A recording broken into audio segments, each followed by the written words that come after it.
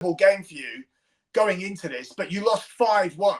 Like, it wasn't even close. Like, Colombia at the moment are riding a wave where we're much improved. So, yeah, I don't see the USA turning around a 5-1 result, and I don't see the USA going past Brazil.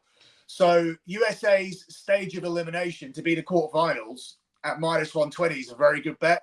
So for you guys to come out of the group, go out immediately as soon as knockout football starts, that's how I'd be looking at that. And the problem with when you watch things on ESPN and you kind of see what the US take is, because sometimes when I'm doing research, I go into this YouTube hole where I start to see, well, what does this country think that they're going to do? Like, what's their media saying?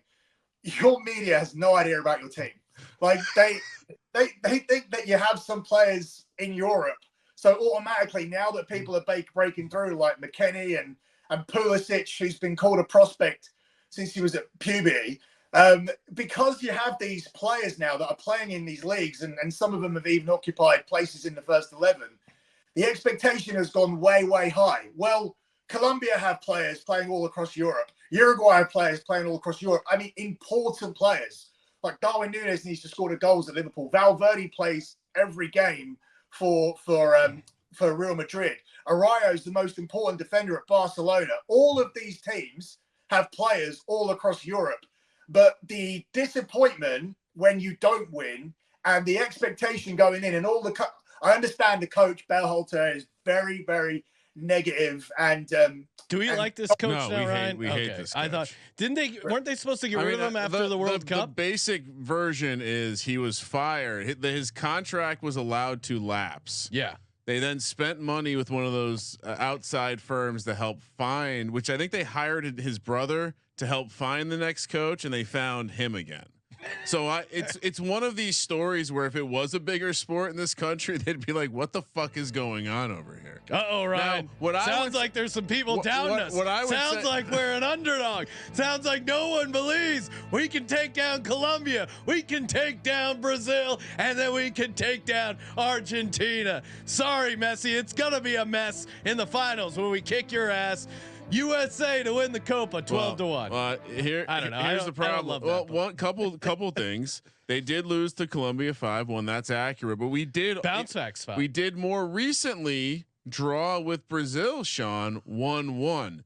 And as far as Billy throwing our great American soccer players under the bus, the great club of Manchester City, one of the greatest clubs in the world, just recently signed 14-year-old Kevin Sullivan, who, by the way, was a member of the Philadelphia Union, an American, Sean. Okay. Quote, quite possibly the greatest 14-year-old soccer player in the world right now. An American, Sean. He's not playing on the USA team right now, but just worth wanted to throw that counter punch. Soccer is having a moment. It's gonna be the sport of the future. We got the It's Called Soccer shirts in the merch store. What are the U.S. odds to win it all? 12-1. It sounds like you're saying we should bet on them to lose in the quarterfinal round at -120, but 12-1. I don't know. I'm seeing stage of elimination. I think we want them to lose so the coach maybe gets fired before the World Cup. Quarterfinals USA stage of elimination is -130. Really? Yes. So, golly, I can't do that. No. Come on. No, not around July 4th. No, yeah. Billy, what are you doing? Close. What are you doing? They're not gonna lose around July 4th. All right, Billy, give us some locks, soccer locks for the weekend. Well, we're gonna kick the shit out of Bolivia, right? We open with Bolivia, Sean. Sunday, this Sunday. -500 to beat Bolivia. We're gonna take care of Bolivia, right? Yeah, Bolivia are my bet to finish bottom of the group. That's a great prop. Bolivia are misleading because they've competed with some of the top teams over the years, if you look through their results. But when you dig deeper, every positive result they've had is in Bolivia, where you play at altitude, where teams go there and cannot cope with it, and Bolivia can.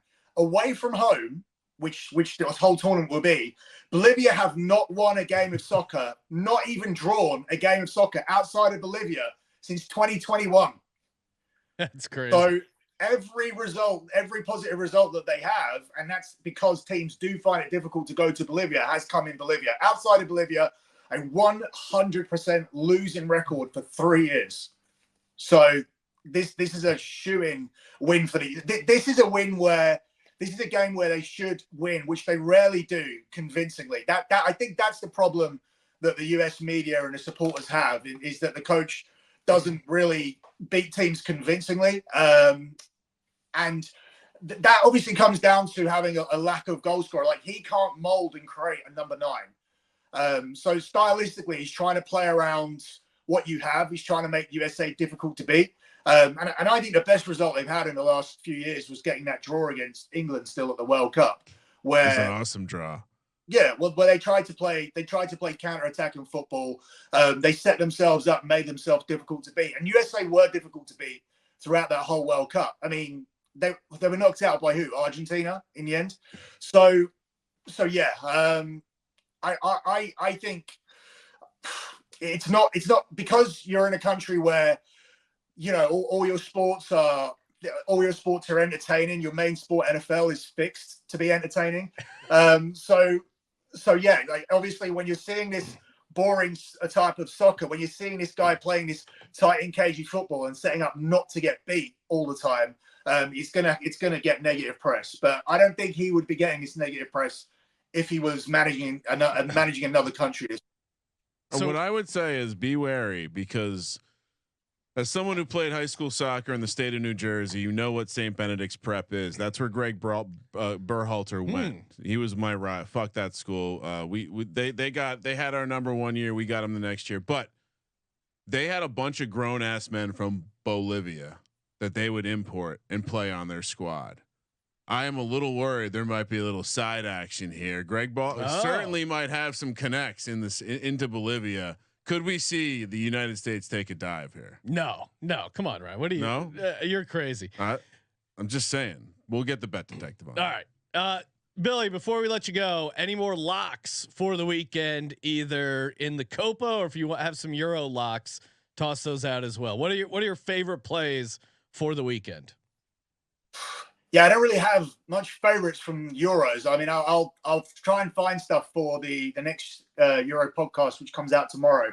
But I wouldn't say they're favorites. But I prefer futures, so I'll probably talk about those while we have the chance. Yeah, so Copa America would be the one. Like I said, Argentina minus 140 to reach the final. That should be close to 200. They will get through. Bolivia, they haven't won a game on outside of Bolivia. So how are they going to pick up points here? Even if they pick up 1 point in this group, they'll be lucky, but they'll still be bottom. So them to finish bottom at around about minus 120 is another good bet. At bigger odds, if you look at the top goal scorer market, Darwin Núñez of Uruguay is very interesting to me. The top of the market is very much Messi, Vinny Jr., Julian Alvarez, these people that we know. But if Argentina are going to score goals and Brazil are going to score goals, all the names at the top of the market, they can't all score the goals. If they're going to win a game 3-0, Messi and Alvarez can't both score 3 goals. Like, it's going to be divided up. Goals are going to be shared out. The way Uruguay operate is that they're a well-organized team. They like to play the dark arts. Basically, they like to grind out results. Try to push it to the limits in terms of getting yellow cards. That's how they're going to win. That's how they're going to compete with the bigger teams. Obviously, in their group, they'll be able to get through comfortably. Now, the manager that they have used to be the Leeds United manager in England, Bielsa, who's an Argentinian managing Uruguay, and he's the only team to beat Argentina since they won the World Cup. And they also beat Brazil as well in South American qualifying for the World Cup. So they know how to beat these big teams. So for me, they're going to make a run in this competition. They're the third favorites, but I think they're going to make a run. And unlike the other teams, unlike the teams above them, Brazil and Argentina, where the goals are spread, Darwin Núñez is the number 9. Liverpool's Darwin Núñez is the number 9. It's his job primarily to score the goals. He's supposed to score the goals. Everybody else has their designated jobs. And with Bielsa, the big criticism of him in league football was he plays such an intense style of football that his players run out of gas 25 games into the season. They've got nothing left. They're exhausted. This is a 6-game tournament where the first 3 games, apart from the one against the USA, are in quite a comfortable group. They do not need to exert themselves until they get through to the later stages. So this intense pressing football that Bielsa wants to play, he can do it in this tournament throughout the tournament. So I think Uruguay are a good bet to maybe even make the final. I think they'll definitely be in the semis against Brazil or Colombia. And Darwin Núñez is going to score most of their goals. So to see him Darwin Núñez, plus 450, top goal scorer. Yeah, I prefer that much more to Messi, who's more of a creator now, and also the Argentinian goals are going to get shared out. And also, when Argentina tends to go a couple of goals ahead, they tend to just shut the game down. You won't find a lot of victories, even though they're world champions, where Argentina have dicked somebody like 2-3, 4-0, like 3-0, 2-0 maybe, but they don't go for 3, 4, 5. They don't tend to like run it up. They tend to just conserve energy, shut the game down. That's what they do.